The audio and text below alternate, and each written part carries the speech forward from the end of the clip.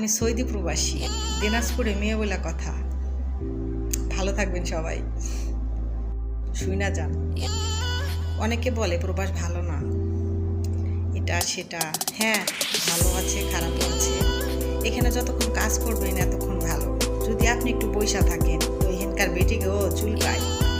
যদি একটু বসা দেখে এমন চিৎকার মারব, যে এলাকা থাকবেন এলাকা ফাটাই ফেলাই, আপনি উঠতে দেরি হইব না।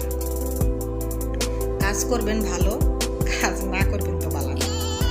তো যখন বাসায় থাকে তখন কাজ করি, আর যখন বাসায় না থাকে দিনাজপুরে মেয়ে বলে কথা, শুয়ে থাকি, ফোন টিপি, টিকটক করি, বুঝছেন।